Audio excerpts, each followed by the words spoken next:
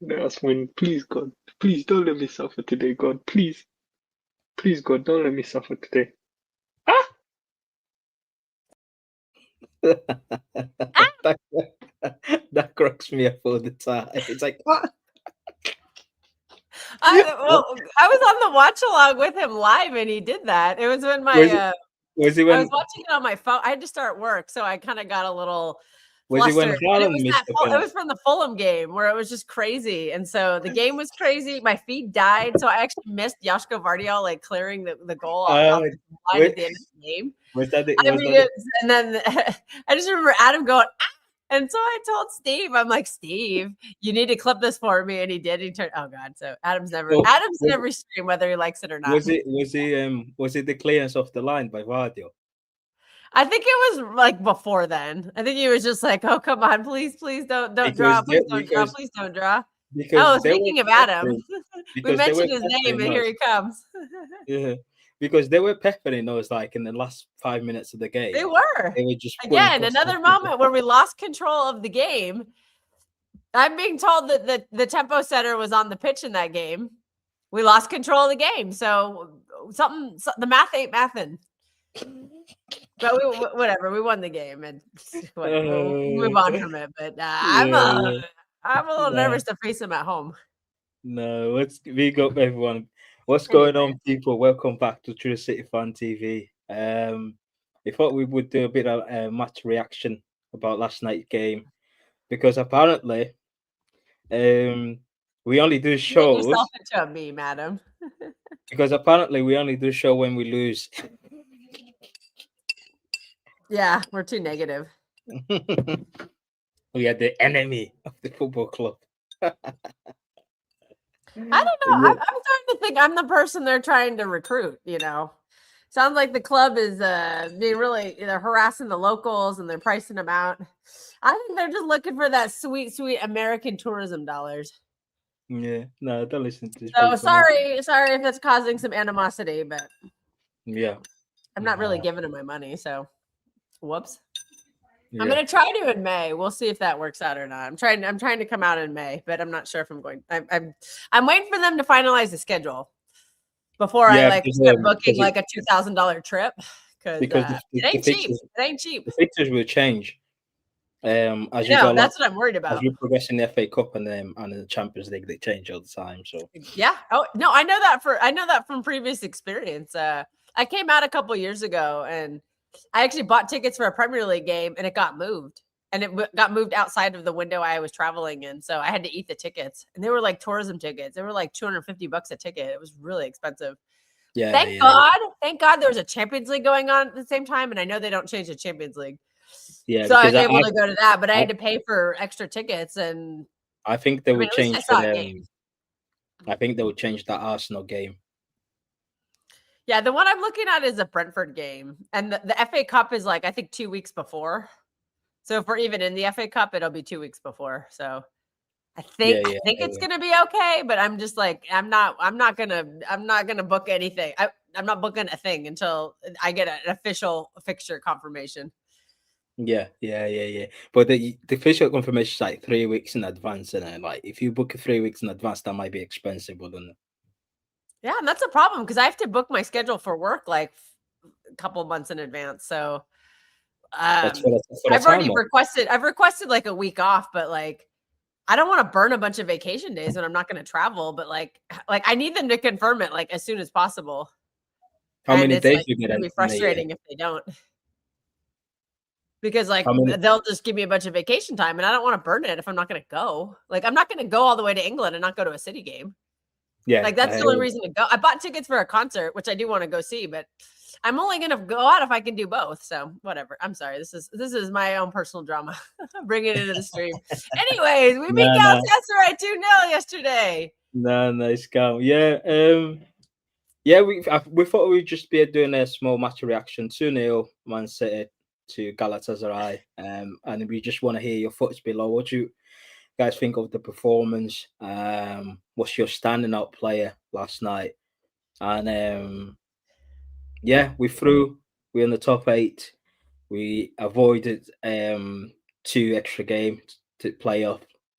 and but it seems like we're going to meet Real Madrid again.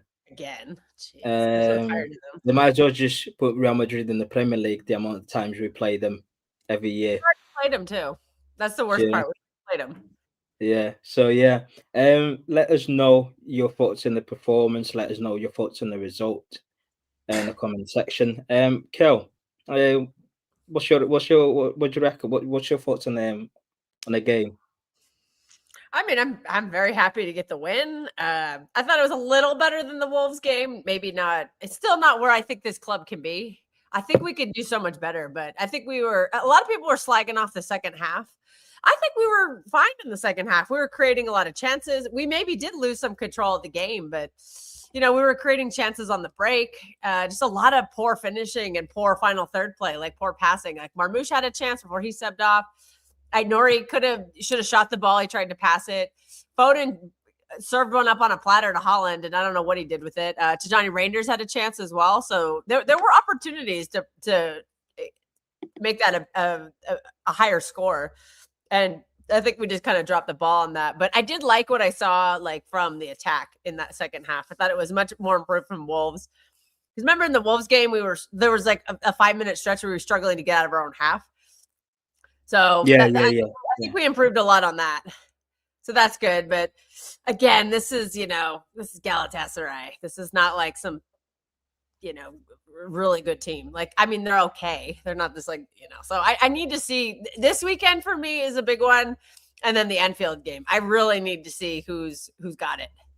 Because it's one performances against Wolves and Galatasaray, but if you do it against Spurs, Spurs are kind of shit too. But I need to see this team do better. I need Nico Riley start at centre mid. He was playing the DM. This is the second time this season he's been playing DM.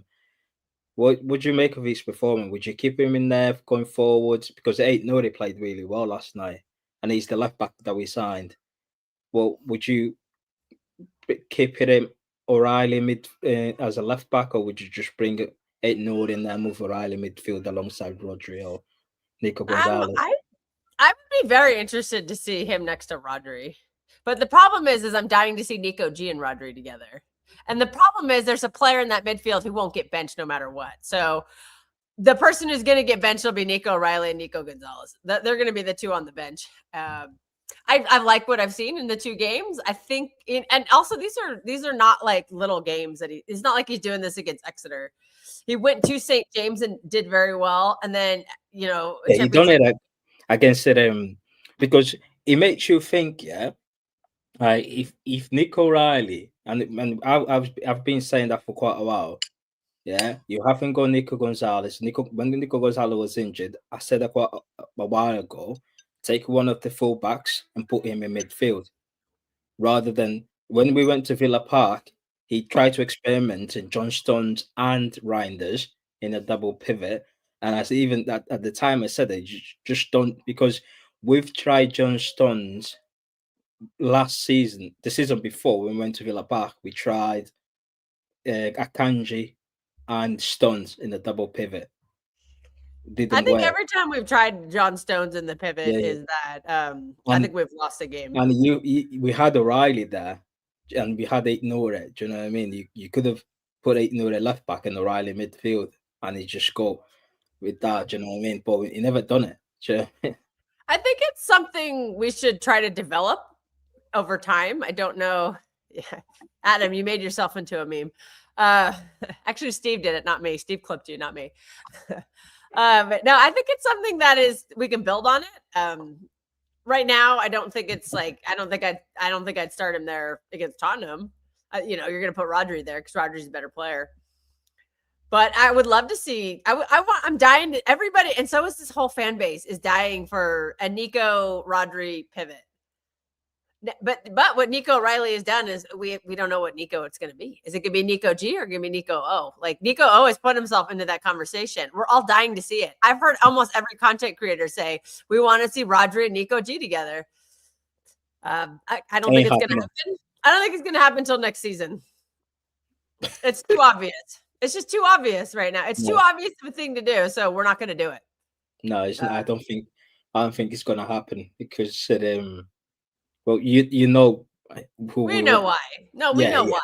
He wants his captain in there, and he wants a creative midfielder in either Czech or Foden, and he only Well, plays with one. I think the three names that both Nico's and Rodri are all much more creative. Like they could be creative eights. Nico G And is he- an 8. That's his position. Nico O is an attacking midfielder, so he's going to attack. And And we saw he's from got the a shot. 14 season when Rodri won a Ballon d'Or, Rodri was playing the 8 quite a bit. So, like we have better options. We're just not using them, and that is starting to get frustrating, especially in some of these big matchups where we are getting overpowered and out muscled in the midfield because we keep starting tiny, frail midfielders when we have the bodies on our roster. So. I think that's just the direction the Premier League's going in, and we are going to have to adapt or we will fall behind. We might fall behind this year because of it too, because we're just refusing to adapt. We have the players. We don't need to go buy anyone. We already have them. We're just not using it properly. You're using 2 of them as fullbacks, and you're saying that one is a bench option when Rodri's healthy. So, I think we have the players to play a system that is more adaptable in the Premier League. But we're just choosing not to. Yeah. I said the tools are there. We've got some quality midfielders. You know what I mean? Even when your main let's say for example, I know when Diaz comes back, he'll bench Kusanov. Yeah, and that's tragic. I actually, to go back to your question earlier, I thought Husanov was one of the standouts yesterday. Oh, he was. He did so well against Osimhen. Yeah. Osimhen didn't really get that much of a sniff. Maybe a chance here or there, but nothing crazy. There was a cross that came in the box, and he just had a little notching. And do you know what I mean? That was, if any other defender, I think it's off a corner. Yeah. And even Nunes defending, yeah, even Nunes, like in that right hand side, him and Nunes, they've got the mad speed. Yeah, Nunes was brilliant as well. Yeah. I really need to shout him out. I thought he was excellent. That breakaway that he prevented with that tackle, like that was elite. There were 2. There was one with Kusanov. Okay, maybe one was Kusanov, but I thought the one where Nunes with Nunes. He tackled then, but there was another one I think it was in the first half. Was Kusanov was going 2v1. It was 2v2. And Kusanov intercept the ball. I was like, that's smart because really good defending. And that's not a dig. Yeah, if that was either Diaz or Vardy, we would have conceded. Or Ake. Yeah, do you know what I mean? Ake was nowhere to be seen. Every time the ball was playing over the top, you didn't see Ake. I thought Ake had a pretty steady game. Like I'd say like a 6.5. Like I just thought he didn't do anything wrong. I just thought he was just like. He was there and he did his job. Like for me, like that's just a solid performance.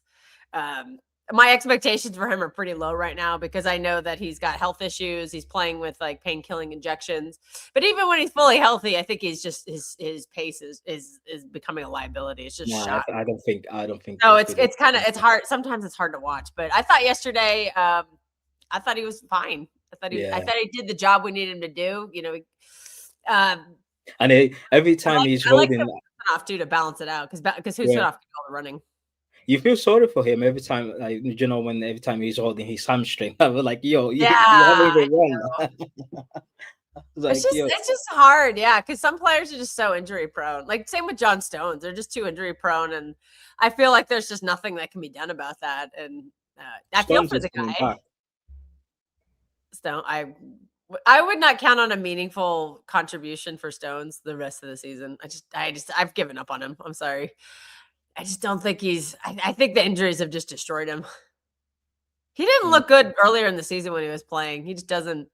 I just think physically, I think his body can't handle it anymore.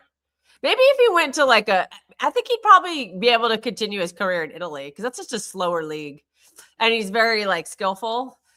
So on the ball, particularly, so I think he could probably do well in Serie A if he wanted to continue his career. But I think in the Premier League, is just too fast and it's too physical for him anymore. Because I just don't think he's looked good this season, and he hasn't really played in the Premier League. When he plays and everyone's like, "Oh, he's back," it's like, yeah, he's in the Champions League where games are wide open, and even I'd say in that Monaco game, not that good. Who? But that's just me. I'm probably called a hater for this now. It's John Stones. Yeah, they're gonna say I have a John Stones agenda now. I think the last game he played well was the Villarreal one.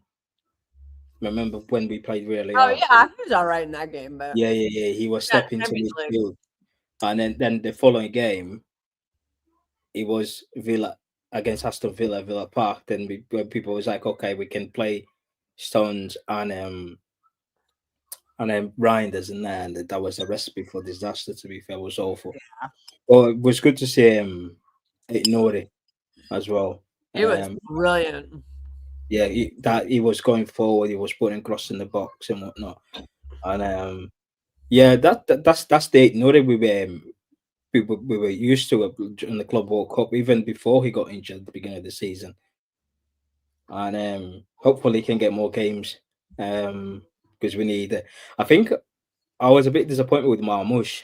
To be fair, Yeah, I think I thought he had a quiet he's game. yeah. There was a before he got subbed off. There was an opportunity for him to. I don't know what he was trying to do. Like he was trying to cut inside. Maybe I was like it was just first touch bang. That was like try with his left foot, but it was a bit poor. But hopefully in the next stage we've got Semenyo. Well, don't forget. Apparently, the most important thing on this team is the ability to create space. So Marmoush created space for He did. Holland. He was making the runs. Do you know what I mean? And Doku was very good up Apparently, the system until can't function without a player creating space and basically being useless otherwise on the pitch. That's yeah, and it was good to see Doku in our central role where he was just picking up the ball, dribble past one, and just sprint the ball forwards. That's the problem with Doku. It's frustrating because every time he seems to pick up form, he just gets injured. Yeah, There's no consistency. For me, Yeah, that is so becoming a deal breaker for him. I he's, would try to cash. I would cash he's, in on it this summer. he's been injured since we signed him. Yeah, every year he misses. He has multiple stints like this. He's very young. He's only what, like 21, 22.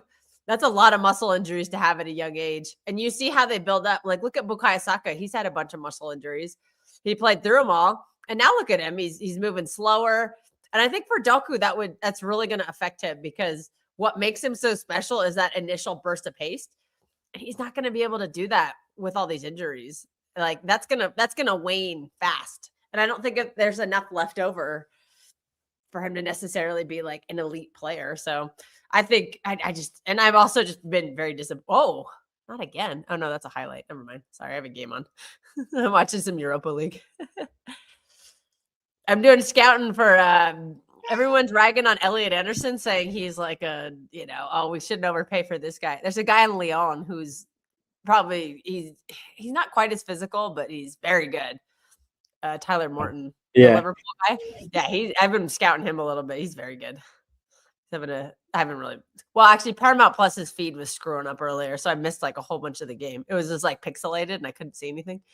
But yeah, Tyler Morton, decent player. I'm trying to scout him a bit more. Anyways, I don't even know what my original point was. Yeah. What about I distracted myself. Obviously, the subs came on. Reinders, Foden, Nico Gonzalez didn't have much to be fair. He came on for like 2 minutes, but Foden and Reinders, they came on for about 25 minutes.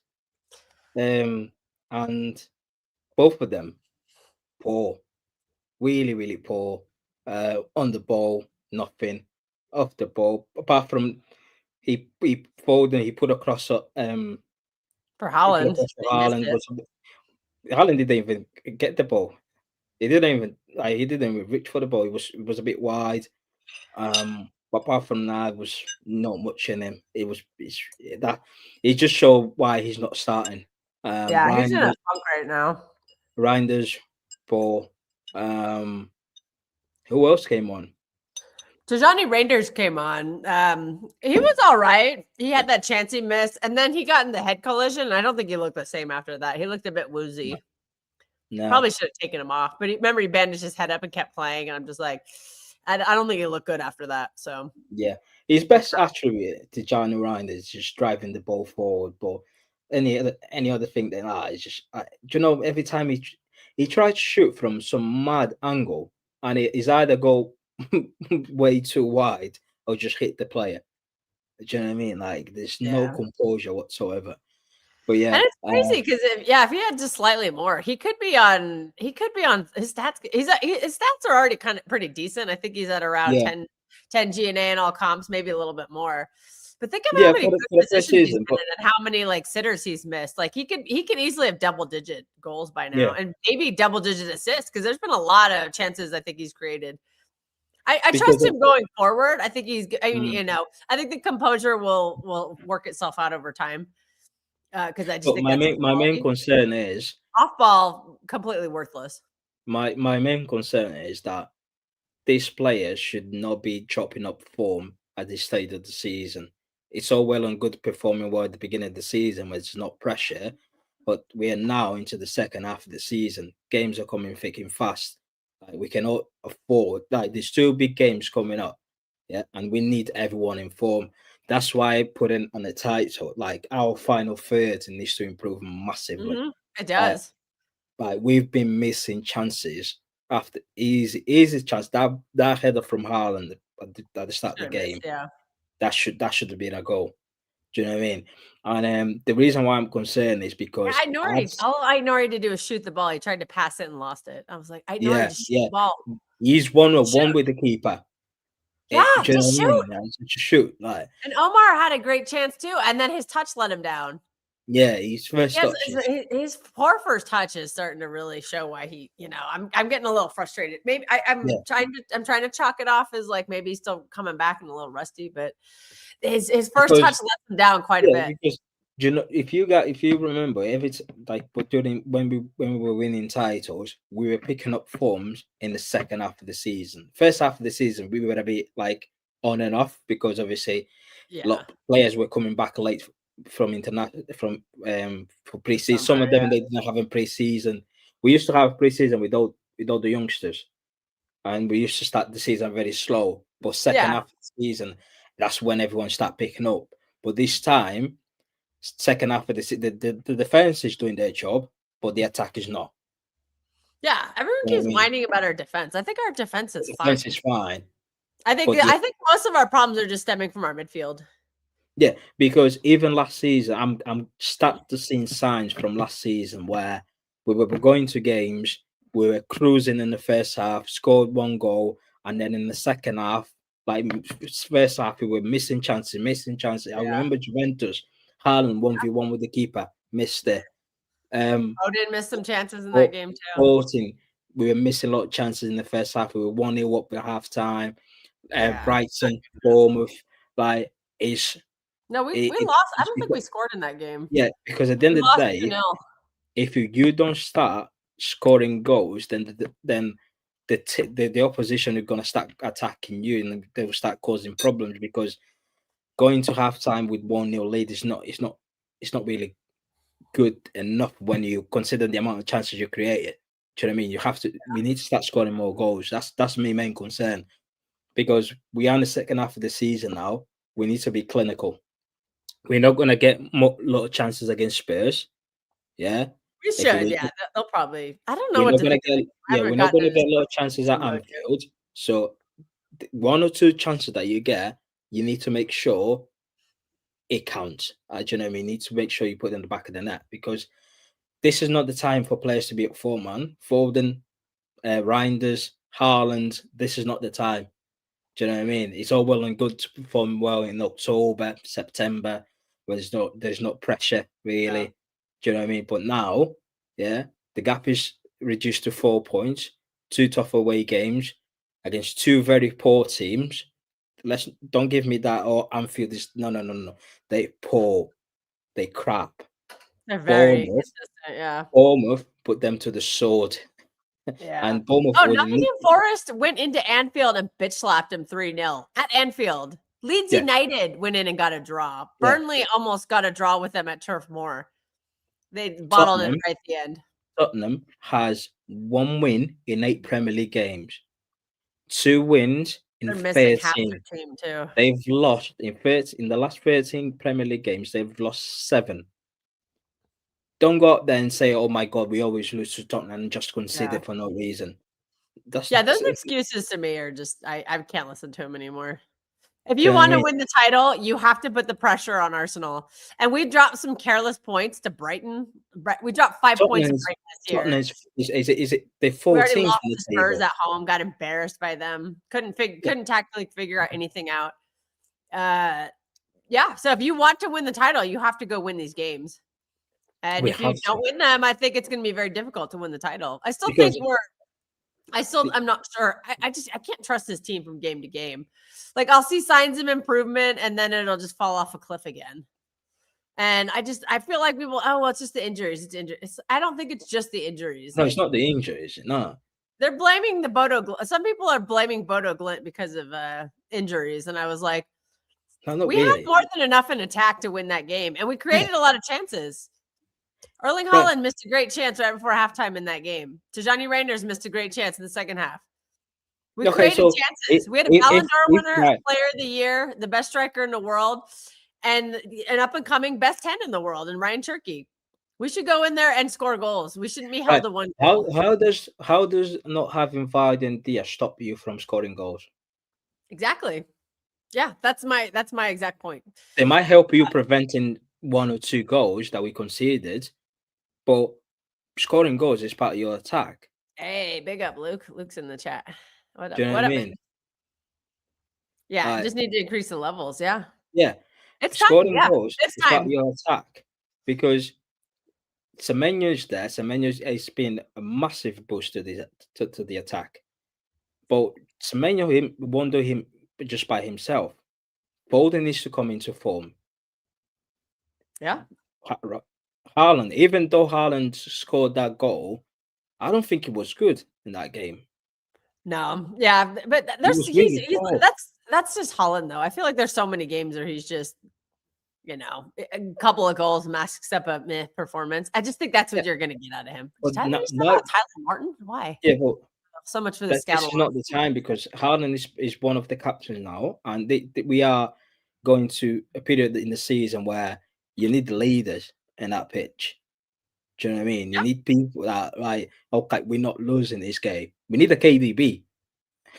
I don't think we have that on our squad right now. You know what I mean? And well, who's going to pick up this team and carry them on their back in the captain group?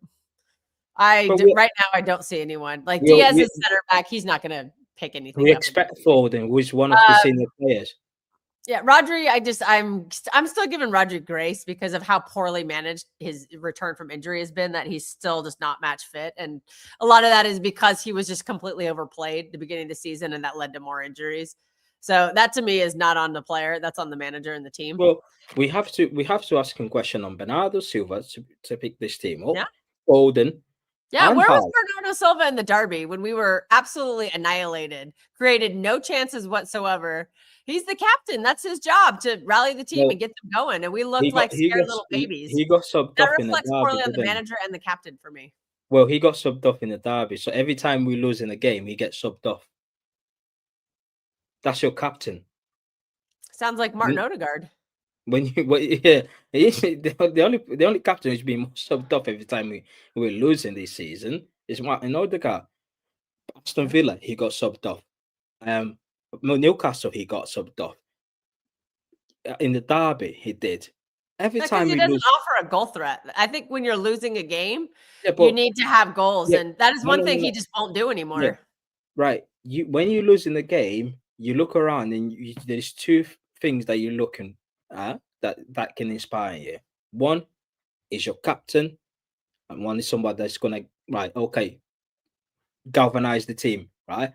Stop making mistakes. Let's go for it, and just give me the ball, and I'll make something happen. Like KDB used to do that. Yeah. You know who's showing signs of doing that, but is still just lacking the consistency?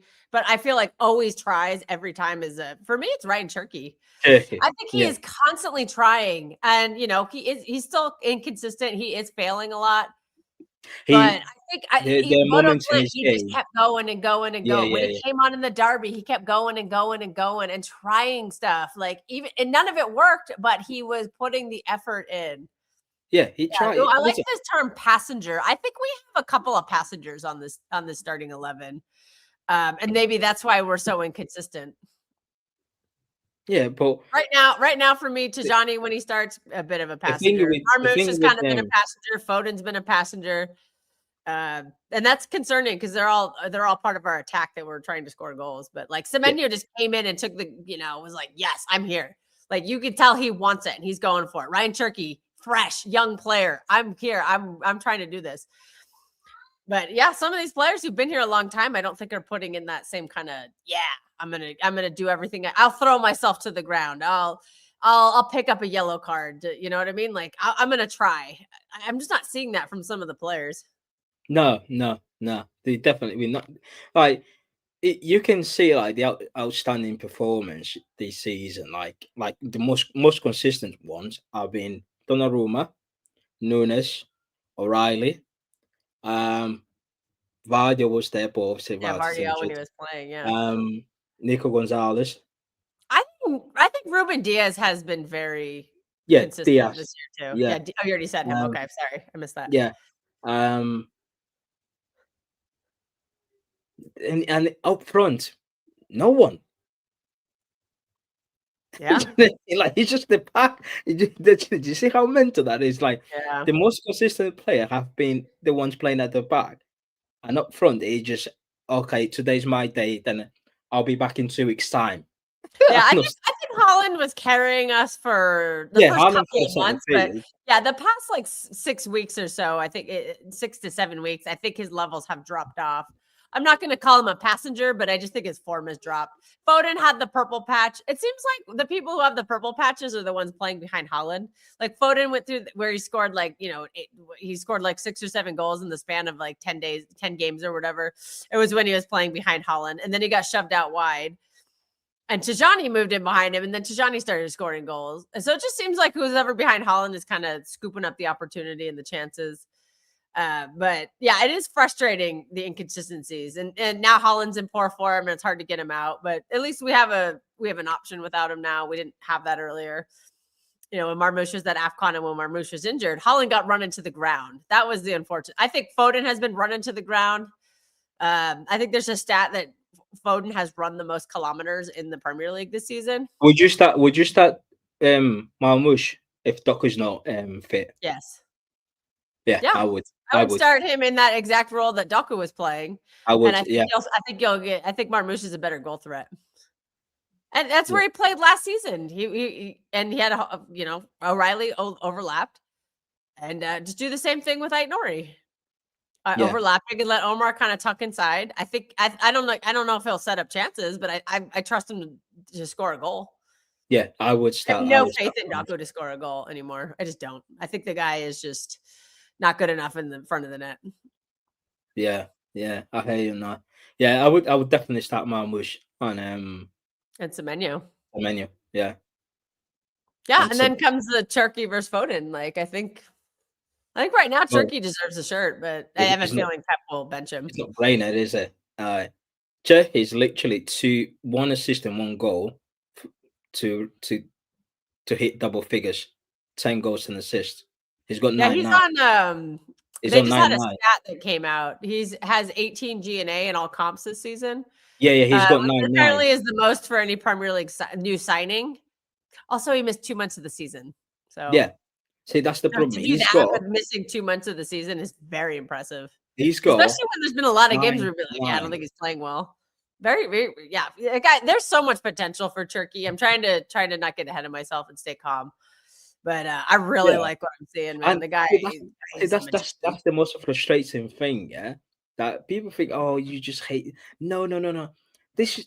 Foden should not even allow that to happen. This is your team. I still think we need to get back to remember the system also when it was kind of thriving. Cherky and Foden were playing together. Like Cherky was coming in off the right. So I think there's a lot of potential there. We've abandoned it because once again, the theme of the season is finding what works and then immediately abandoning it. That system only works with Nico Gonzalez. It doesn't work with Rodri.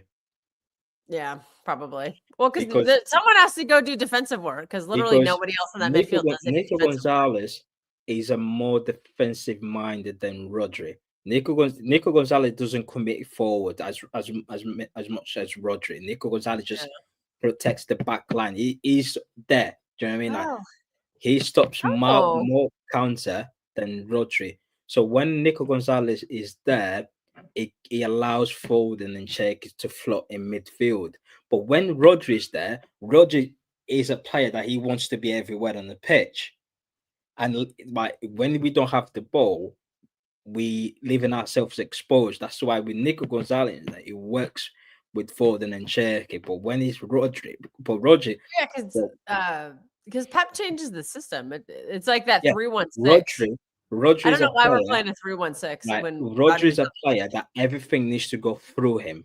Yeah. With Nico Gonzalez, the game wasn't going through. Nico Gonzalez was just win the ball and pass it. Win the ball, spread it. Win the ball, spread it. With Rodri, it's different. Rodri, I want the ball. I need to make something happen. Do you know what I mean? He's more involved in the game than Nico Gonzalez. Nico Gonzalez is just a DM, right? I'm gonna just be here, put some tackles in, win the ball back to you, and just spread it. You guys up front do the work. Roger is the guy that he wants to be involved in every play. That's why that's the difference. That's why we change a lot with Rodri compared to Nico Gonzalez. When people say, "Oh, it was go back to what he was working," it was working because Nico Gonzalez was there, just doing the defensive work and allows the players up front just do their job. With Rodri's everywhere. Rodri's pressing the center out at one point. Do you know what I mean? He's pressing the defenders. That's the thing. That's the thing. When people And say play when them you watch together, when they say play them together, I think they mean it so that Rodri can play further Bro, forward. and He's much and more when valuable when to our I'm watching attack. Rodri pressing the opposition center half, I'm like, oh, he's in midfield. And I'm looking at it. It's a 5'2" Bernardo Silva trying to win header. Yeah. That to me is just the weak link right now. That's why everyone's clamoring for Rodri. No, I think he done okay yesterday. It wasn't. Well, tell him what you said. What you told me in a private message. Oh, Leon just scored. Good. Oh, you said that he was good for the first half, and then he got tired. Oh yeah. I think he was. I don't think he was brilliant, but I think he didn't have a bad game. He was all right. He was keep knocking. I was just knocking the ball about, keeping just spreading the ball around. But I think the main problem with Bernardo Silva, when it hits that 65th minute, he's just tired. He's out of gas. He needs to be sopped up. He's tired. But he doesn't. That's the problem. He just plays all the minutes, when his quality goes down. Yeah, when Pep made that sub, he brought in Foden and Reinders. I thought he might take Bernardo because Bernardo looks so tired. He put Bernardo on the wing. I'm like, yo, he's knackered, man. And we've got Spurs. You're gonna be playing. See, it's a problem. This is a problem. Yeah, this is the problem with Bernardo. Pep will never play him as a bit. I think right now you'd get the most out of him if you only played him once a week. No, I think that's my agenda on the guy. He should only play once a week, and then if he plays midweek, only come in for the last 20 minutes of a game to see it out. I don't think he's an everyday starter all the time, but the manager does. He'll never bit part play him, so it's literally all or nothing. No, this is not on Bernard. I think this is on Pep. It's on the manager.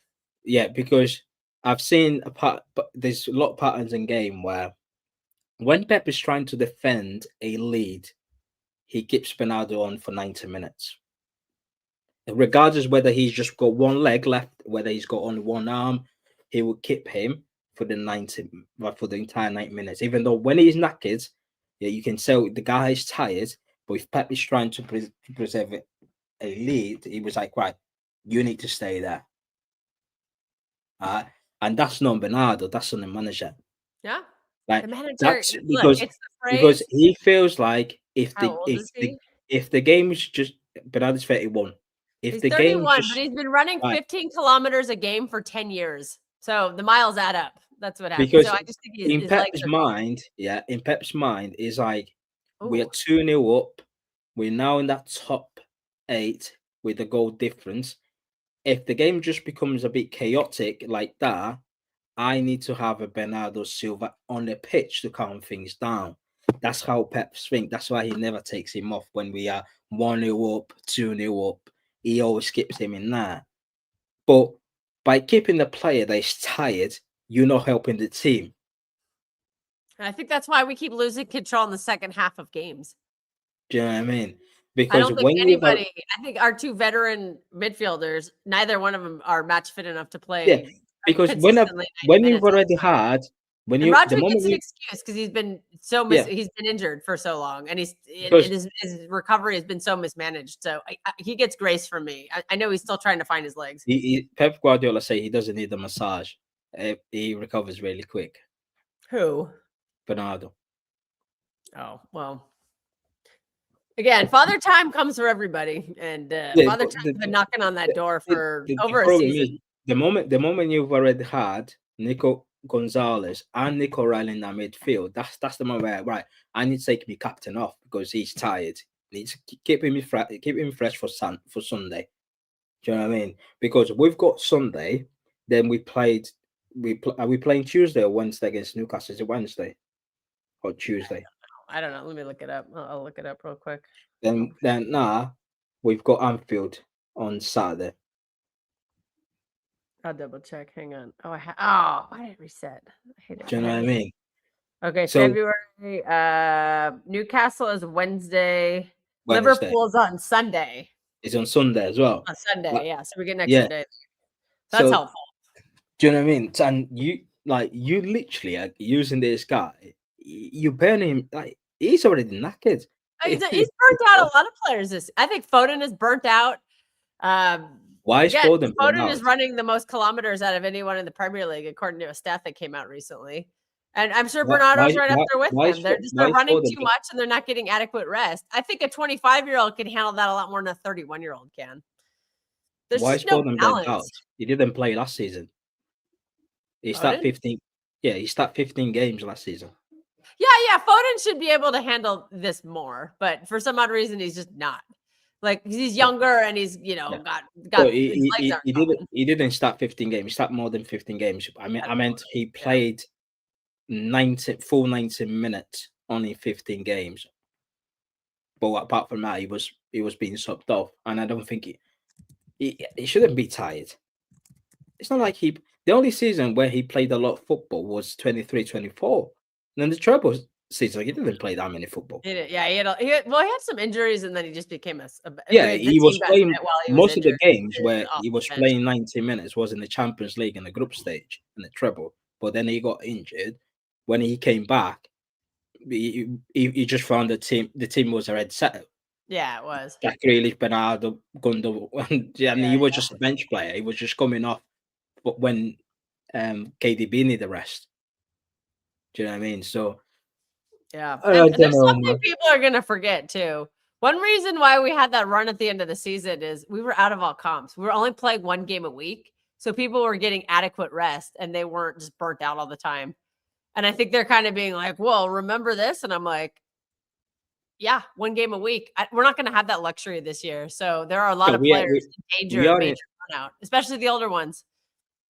Well, Diaz is coming back, but I'm quite Diaz happy just with had his rest. The only way Diaz can get any rest is to get injured. That's how it is for a lot of players. The only way they get any rest is injury or suspension. But the Diaz one is on Pep, because at the end of the day, you cannot. Diaz was coming back from 2 hamstring injury from last season, and he didn't start.